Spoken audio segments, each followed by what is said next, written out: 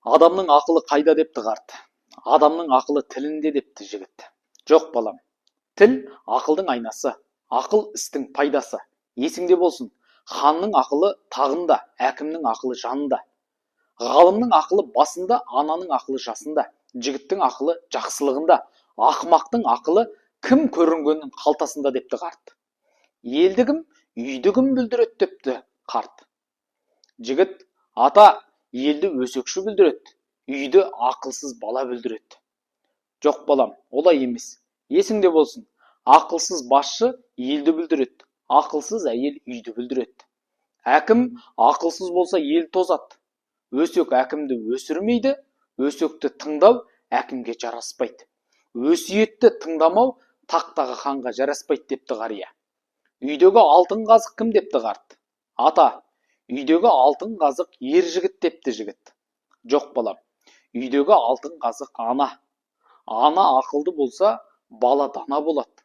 Ана тәрбиесі қызға үлгі, әке тәрбиесі ұлға үлгі.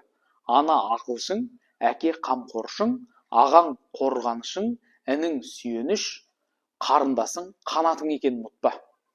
Ананы сыйламағанның ақылы кем, әкені сыйламағанның жақыны кем.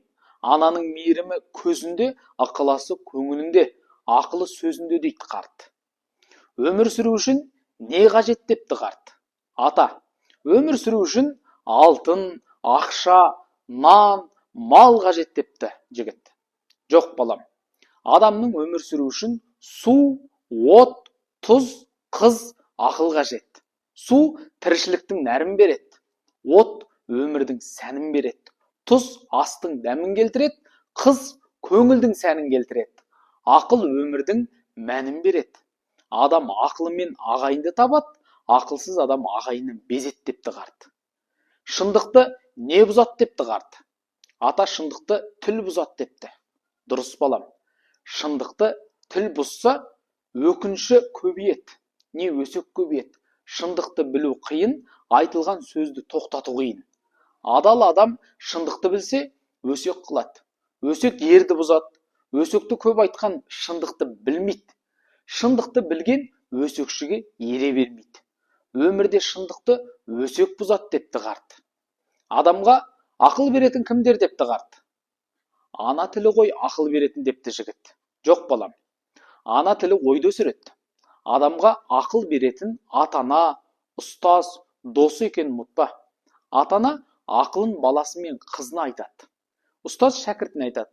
Жақсы ақыл адамды тез есейтеді. Адамға ақыл беретін адал дос. Адал дос ақылшың, ақылшы дос жақының.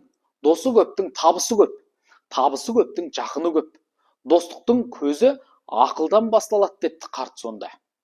Достықты нені қайтады депті қарт. Ата, достық пен жолдастықты ынтымақ, бірлік, теңдік, туыстық, бауырмалдық нығайтады депті. Дұрыс балам, сенің айтқаның достық пен жолдастықты дамытады. Есіңде болсын, шын достың ақылдыға тән екенін ұмытпа. Өмірде дос болуды ойласаң, сәлеметсіз бе, кешіріңіз, рахмет, сау болыңыз, сәлем айтыңыз, рұқсат па дегенді үйрен. Сәлемдесуді білген кешіре де біледі. Кешіре білген рахмет